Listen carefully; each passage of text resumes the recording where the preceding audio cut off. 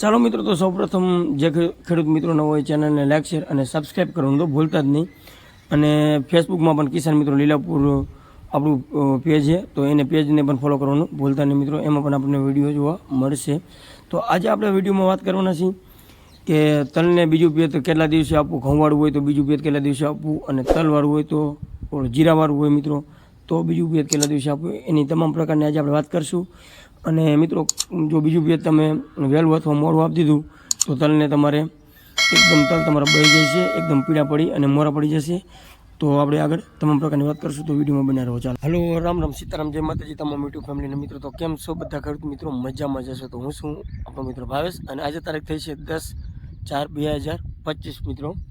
તો મિત્રો, બધા ખેડૂત મિત્રો મજામાં જશો. અને મિત્રો, આજે આપણે વાત કરવાના છીએ તલની, કારણ કે ઘણા ખેડૂત મિત્રોના ફોન હતા અને ઘણા ખેડૂત મિત્રોની કોમેન્ટ પણ હતી કે તલનો વિડીયો બનાવો. તો મિત્રો, તલના વિડીયોની આપણે વાત કરવા જઈએ તો આજે આપણે ખાસ કરીને આ વિડીયોમાં વાત કરવાના છીએ કે તલમાં જો આપણે બીજું પિયત કેટલા દિવસે આપવું એની વાત કરશું. અને કઈ જમીનમાં ઘઉંવાળામાં બીજું પિયત કેટલા દી આપવું, અને જીરાવાળામાં અને ધાણાવાળામાં કેટલા દિવસે આપવું, એ તમામ પ્રકારની આપણે વાત આજે કરવાના છીએ મિત્રો.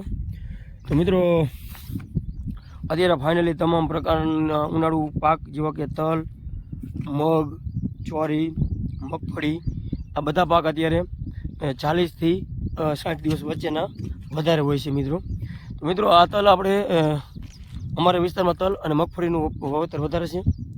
મિત્રો, આ તલની વાત કરવા જઈએ તો આ તલનું આપણે વાવેતર કરેલું છે 19 તારીખે, એટલે આ તલ આપણે 20-21 દિવસના કમ્પ્લીટ થયા છે. અને બીજું પેજ આપણે કાલે આપ્યું છે આમાં. અને મિત્રો, આ બાજુ મગફળી છે, સામે તમે જોઈ શકો છો. આ મગફળી થઈ છે આપણે 26 તારીખનું વાવેતર છે, એટલે થઈ છે 44 દિવસની, 45 દિવસની કમ્પ્લીટ. અને આ તલ થયા છે 19 દિવસના. તો મિત્રો, તલમાં વાત કરીએ તો આપણે આનું કોરોણ કર્યું હતું 19 તારીખે, અને ઘઉંવાળું પડ્યું છે મિત્રો. તો અત્યારે કમ્પ્લીટ કાલે આપણે આને બીજું પિયત આપ્યું છે. 20 દિવસે એક જેટ આપણે આને બીજું પિયત આપ્યું છે. તો ઘણા ખેડૂત મિત્રોનો એવો પ્રશ્ન હોય છે કે મિત્રો બીજું પિયત કેટલા દિવસે આપવું. તો ઘણા ખેડૂત મિત્રો બીજું પિયત વહેલું આપી દેતા હોય છે. તો મિત્રો, ખાસ જો વાત કરવામાં આવે તો બીજું પિયત આપણે કમ્પ્લીટ આને 20 દિવસે આપ્યું છે, તમે જોઈ શકો છો. તો ઘણા ખેડૂત મિત્રો એમ થાય છે કે ખેંચ વધારે પડી જશે, તલ ભરી જાય છે. ના મિત્રો, એવું ન હોતું. જો ઘઉંવાળું પડવું હોય તો આપણે ઘઉંવાળું પડવું છે, તમે જોઈ શકો છો. જે ઘઉંના અવશેષો તમને જોવા મળશે. મિત્રો, ઘઉંવાળા પડામાં છે ને, કારણ કે એનું મુરાડિયું લાગત આવવું હોય છે, તમે જોઈ શકો છો. કે મુરાડિયું આવવું હોય એટલે એને ખેંચ ઓછી પડતી હોય છે. એટલે હંમેશા ઘઉંવાળું પડવું હોય એટલે એને આપણે પિયત પણ 8થી 9 પિયત, 7, 8, 9 પિયત આપેલા હોય છે ઘઉંમાં. અને એકદમ નીચે મૂર વધારે હોય છે એટલે ખેંચ પડતી હોતી નથી.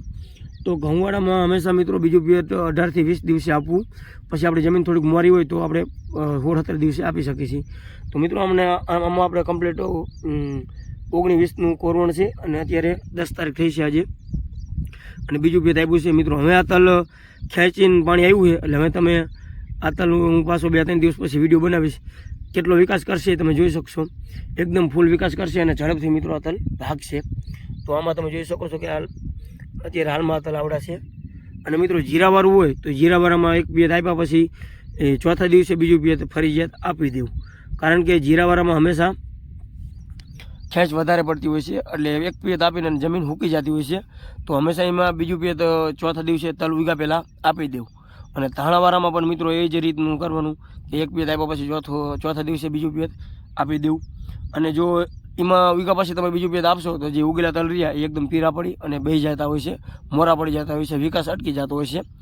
તો ખાસ જ ઉગ્યા પહેલાં જે બીજું પિયત આપવું, અને એ જીરાવાળામાં અને ધાણાવાળામાં. અને જે આપણે ઘઉંવાળું હોય છે એમાં મિત્રો એક પિયત કાફી થઈ જતું હોય છે, એક પિયતના તલ સુપર થઈ જતા હોય છે. હવે આ તલ તમને હું 7-8 દિવસ પછી બીજો વિડીયો બનાવીશ, કે 4-5 દિવસ પછી બનાવીશ. એ લાંબા બાંધવાનું ખર્ચ તો આપણે બહુ નથી, પણ ક્યાંક ક્યાંક ઘઉં છે તો જ્યાં ઠંડી પડી હતી આગળ આપણે 5-6 દિવસથી તડકો વધારે છે, બાકી આગળ ઠંડી પડતી હતી એટલે ઘઉં બૈરા નથી, તમે જોઈ શકો છો.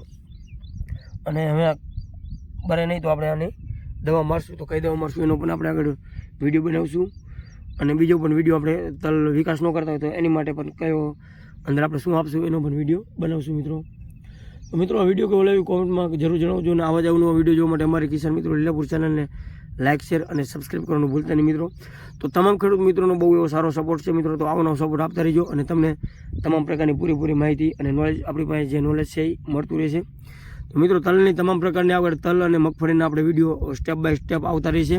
જે ઉનાળામાં જે આગળ ફ્લાવરિંગ માટે શું કરશું, કયા કયા ખાતર નાખશું, એ તમામ પ્રકારની વાત આપણે કરતા રહીશું. તો મિત્રો અત્યારે આપણે બીજું પેજ આપ્યું તો આમાં આપણે 12 થી 13 કિલો જેવું વીઘે ઉરિયા ખાલી આમાં નાખેલું છે અને બીજું કંઈ જ આમાં આપ્યું નથી. અને આગળ પણ આપણે શું શું આપવાનું એની તમામ પ્રકારની વાત કરતા રહીશું વિડીયો બનાવીને.